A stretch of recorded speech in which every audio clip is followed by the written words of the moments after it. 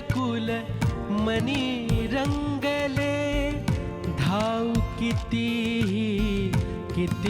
मृग जळे, पाप पुण्य जणू एकच प्याले, पाप पुण्य जणू एकच प्याले, माणुसकीचे रीते सोहळे, माणुसकीचे रीते सोहळे, क्षितिजावरती जाई वेसही,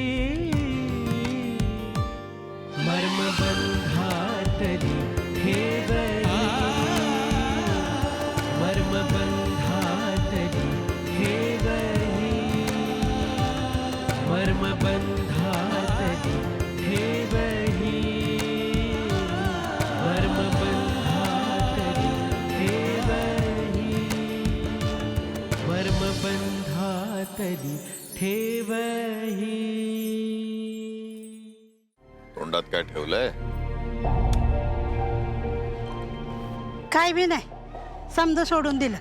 सोडलत का? बरं केलं. नाही, तोंड बंद आहे म्हणून विचारलं, बाकी काय. आपल्या बोलण्याचा जगाला त्रास होतो, मग बोलायला कशाला पाहिजे? गप राहिलेलं बरं ना आपलं.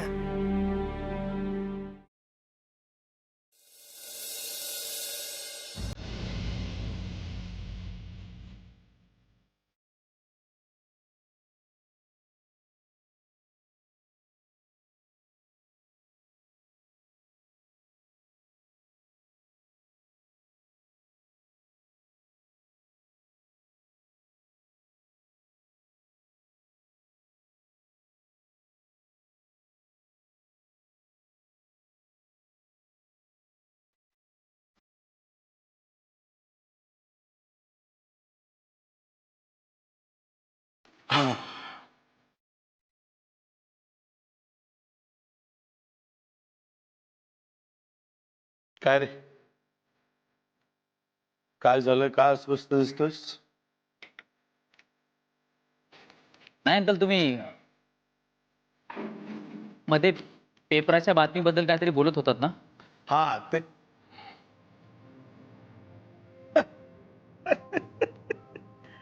कमाल आहे.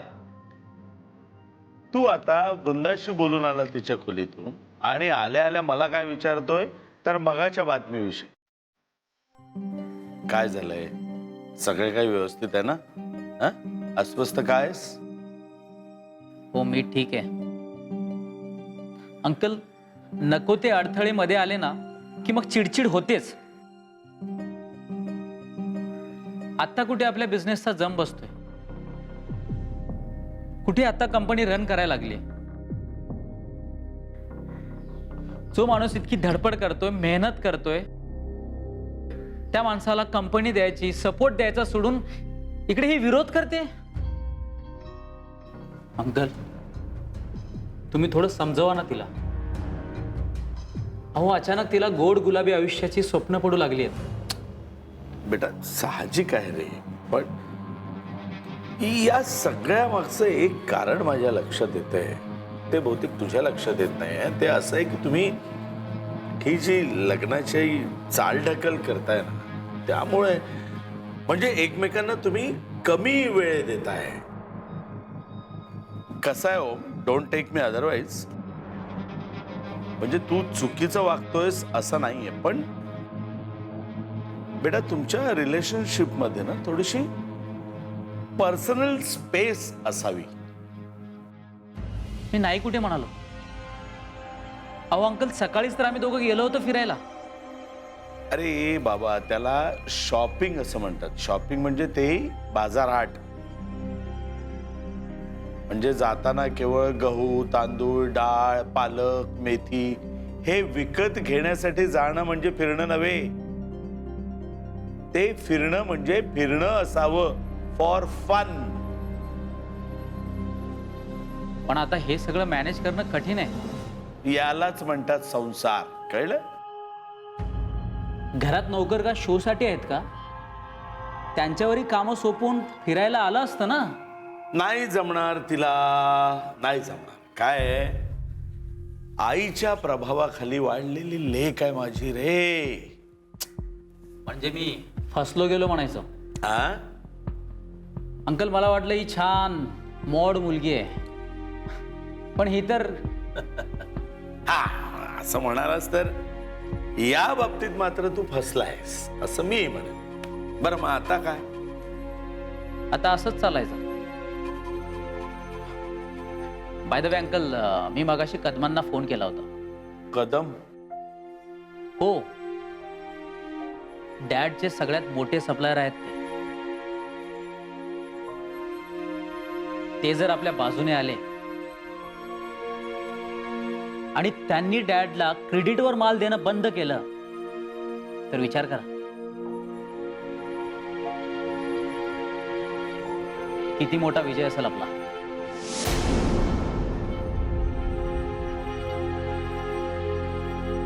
मार्केटमध्ये कदमांशिवाय दुसरे मोठे सप्लायर्स नाही आहेत का? आहेत ना, पण कदम मार्केट मधला अजगर आहे, अजगर. त्याच्या तोडीचा दुसरा सप्लायर मुंबईमध्ये नाहीये आणि नव्या सप्लायरशी डील करून त्याच्याशी रिलेशन स्मूथ व्हायला वेळ लागतोच ना. तोपर्यंत आपण कदमांना पकडून ठेवायचं. ही खरी विचार करण्याची गोष्ट आहे. बरं त्या कदमांचं काय म्हणणं आहे? त्यांच्याशी फोनवर बोलणं झालंय माझं. कदम रात्री भेटतायत मला. त्यांना मस्तपैकी पार्टी देतो आणि बाटलीत उतरवतो. हो,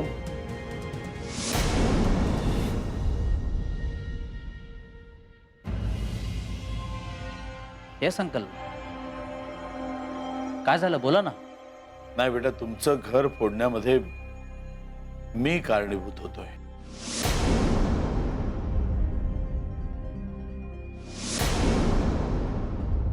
माझ्या मित्राचं घर मी फोडतोय.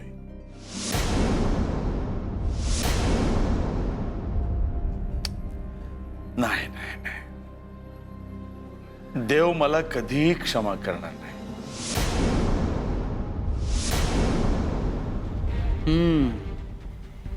देव माफ करणार नाही हे खरं आहे, पण तुमच्यावर पश्चाताप करण्याची वेळ नंतर येईल. आता आधी माझ्या डॅडला रडवायची वेळ आहे. तुलाही पस्तावा होतोय? हो, मला हा, अजिबात नाही. उलट मला मजा येते. हा, आता तुमच्या वयाचा झालो ना की मग करेन पस्तावा मी. पण आता मला माझा बिझनेस सेट करायचा आहे. मला माझं करिअर घडवायचं आहे. काय हा, कदमांचा फोन. अरे घे घे. Hello mister Kadam. हो हो, बोला ना. हो, चालेल चालेल. हो, आपण भेटूया संध्याकाळी. मला कधी कधी या पोराची खूप भीती वाटते. जाम घाबरायला होतं. मग घाबरा.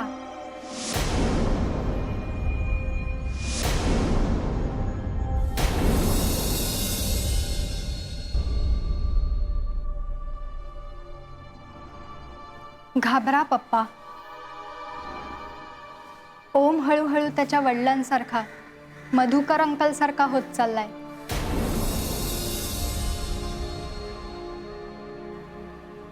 यश मिळवण्यासाठी तो वाटेल ते करू शकतो.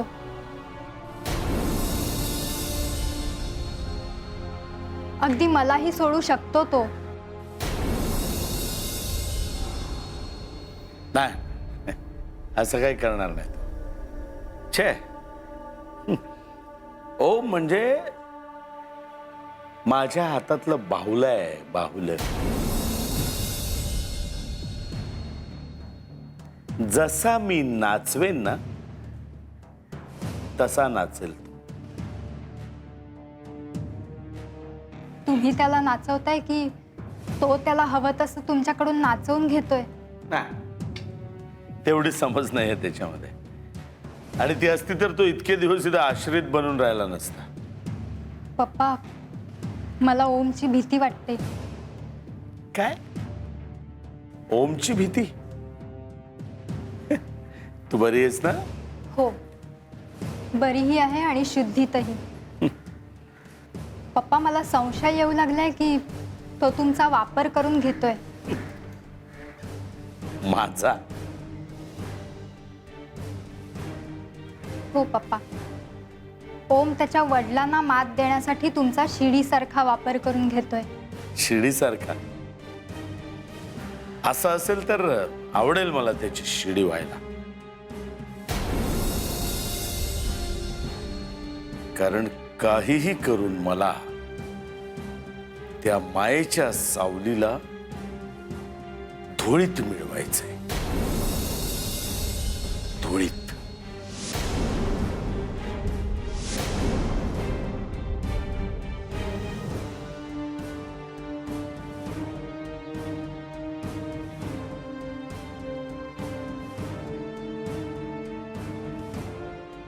पप्पा तुम्ही तुमच्या सुडापायी आंधळे बनत चाललायत का? वृंदा, प्लीज ओमला अॅनालाइज करायला सुरुवात करा. प्लीज पप्पा.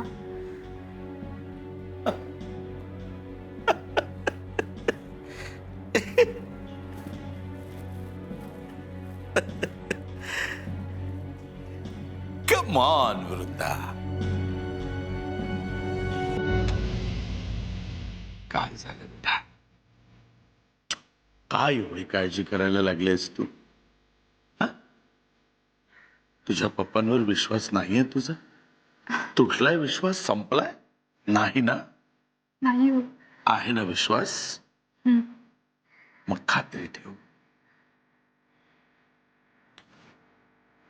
वृंदा बेटा, ज्याप्रमाणे मी लोकांना आकाशात उंच उंच भरारी घेऊ देतो, त्याचप्रमाणे तिथेच त्यांना ढगात पोचवायला सुद्धा कमी करणार नाही मी.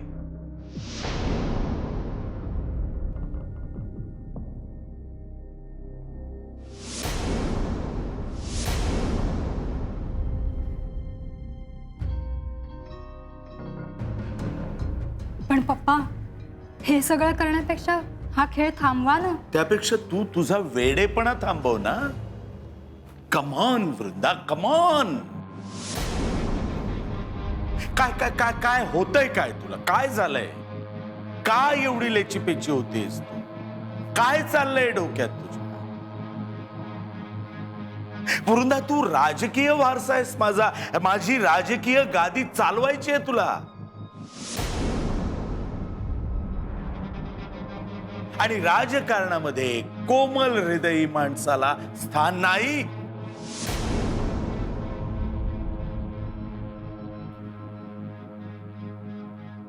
राजकारणात माणसं कशी असायला लागतात? मुत्सद्दी, धोरणी, चतुर अशीच माणसं चालतात राजकारणामध्ये.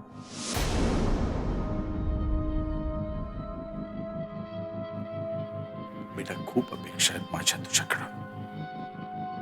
खूप अपेक्षा आहेत. त्या अशा धुळीला मिळवू नकोस. तुला तुला संसार करायचा आहे ना? ओम बरोबर राहायचंय ना? राहा, कर. हा तुझ्या संसाराचा भातुकलीचा डाव आहे ना, हा खेळून घे. कारण एकदा राजकारणात आलीस ना की मग तुला तुझ्या पर्सनल लाईफ साठी अजिबात वेळ मिळणार नाही. तिथे राजकारणात पर्सनल लाईफला जागा नाही. वसंतराव नाव आहे माझं, वसंतराव. वसंतराव नाव आहे माझं. आणि आजपर्यंत मी अनेकांना बनवलंय. ज्यांना मी बनवलंय त्यांना संपवण्याची ताकद आहे माझ्या.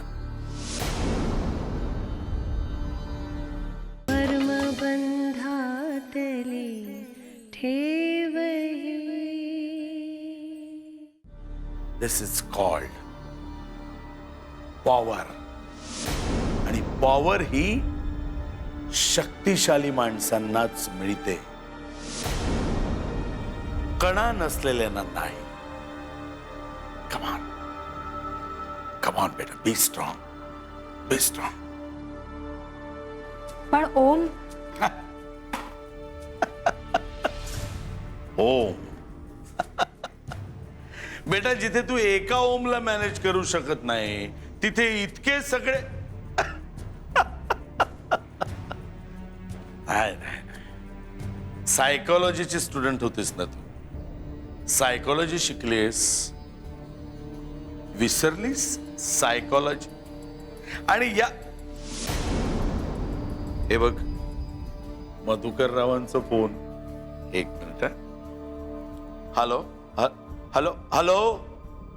हा, मधुकर राव. एक मिनिट थांबा, एक मिनिट.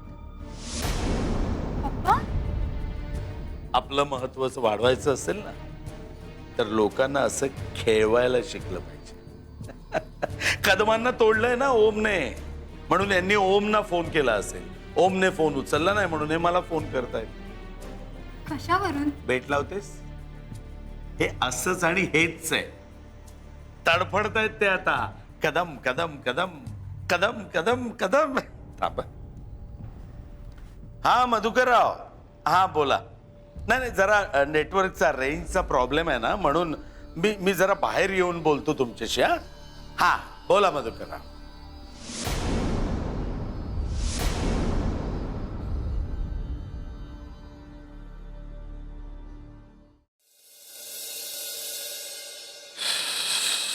नारायणा, हे शिवशंभो. अरे देवा.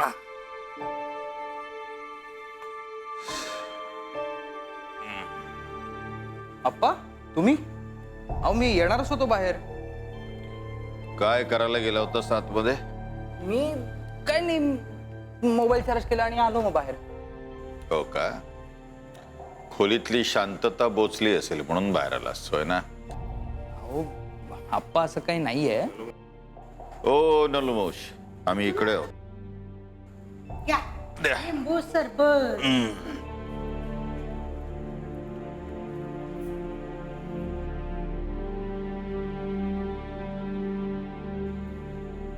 वा, मस्त. खूप छान केलं बरं का. काय सचिन, कशी आहेत चव? तुमच्या त्या आर्टिफिशियल कोल्ड्रिंक्स पेक्षा खूप छान आहे की नाही? आमच्या? हा, तुमच्याच. तुम्हा आजकालच्या पिढींना तेच आवडतं, तीच तुमची आवड. काय तुमची आवड रे? तो नैसर्गिक कलर, त्याची ती जळजळीत चव, कार्बोहायड्रेटचा मारा. जे कार्बोहायड्रेट शरीरातून बाहेर पडले पाहिजे त्याचाच इंटेक करायचा. काय अर्थ आहे या गोष्टीला? अप्पा, काय झालंय काय तुम्हाला? म्हणजे स्वप्नीता वगैरे संचारली का अंगात? हा, का आता ती नाहीये ह्या घरात म्हणून तर तिची जागा घ्यायचा प्रयत्न करताय तुम्ही? बहिणीचं तेवढं टोचून बोलणं दिसतं नाही तुम्हाला? तिची माया, तिचं प्रेम, याची काही किंमतच नाही का? मावशी, अगं तसं काही नाहीये. गाप रे, तुम्ही पुरुष ना पक्के अप्पल पोटे. नलू, नाही. संपवा, ग्लास द्या. मला वाटतं ना, आज मी माझं भविष्यच बघावं. जो येतोय तो माझ्यावर रागवतोय. सरबत प्या आणि मग भविष्य बघा. बास झालं मला. चालू द्या तुमचं. काय बाई आहे अप्पा ही? हा, आतापर्यंत मी हिला कधीच कोणाशी मायेनं प्रेमानं बोलताना बघितलं नाहीये. सतत अशी अग्रेसिव्ह मोड मध्ये असते ही बाई.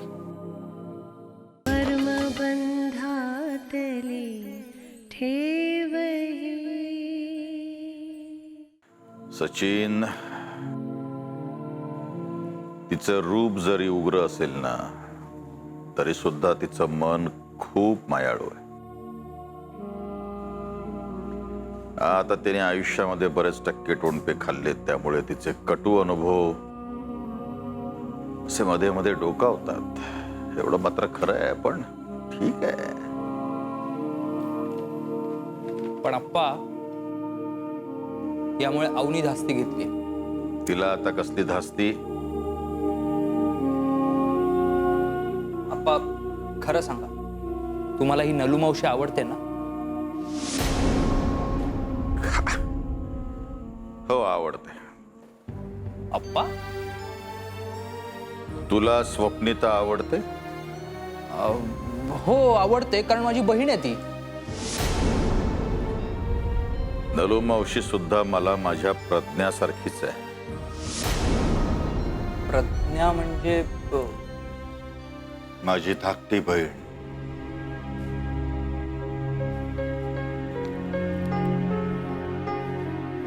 पानशेतच्या पुरात वाहून गेली ती सुद्धा नलूसारखी उग्रच वाटायची, पण तशी नव्हती ती. मनानं खूप हळवी होती. कोणालाही काही लागलं खुपलं, कोणी अडचणीत असेल तर धावून जायची सगळ्यात प्रथम तीच. मनापासून मदत करायची. नलूला पाहिलं की मला सतत प्रज्ञाची आठवण होते बघ. आप्पा बहिणी फार माया करतात का हो? हो, अगदी आईसारखी. मी स्वप्निताला सोडायला एअरपोर्टवर गेलो, पण तू काही आला नाहीस.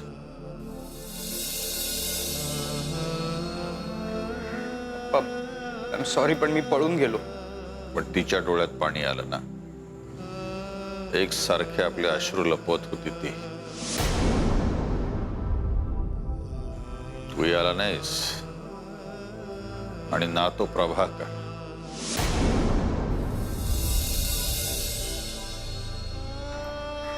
पण आप्पा मी तिला असं जाताना बघू शकलोच नसतो. पण मी जर आलो असतो तर मला रडू कंट्रोल नसतं झालं, आणि त्यामुळे मग तिने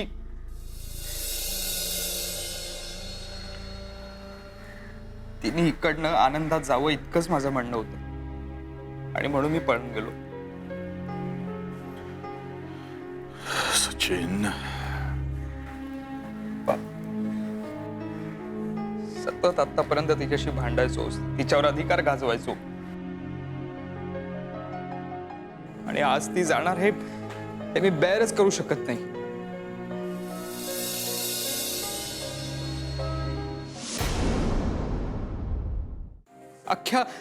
अख्ख्या जगाचा राग मी तिच्यावर काढायचो, आणि ती बिचारी मात्र सगळ्या गोष्टी सहन करायची. सतत समजवायची मला. नेहमी मोठ्या बहिणीसारखी वागली, पण मी मात्र छोटेपणाच घेत राहिलो.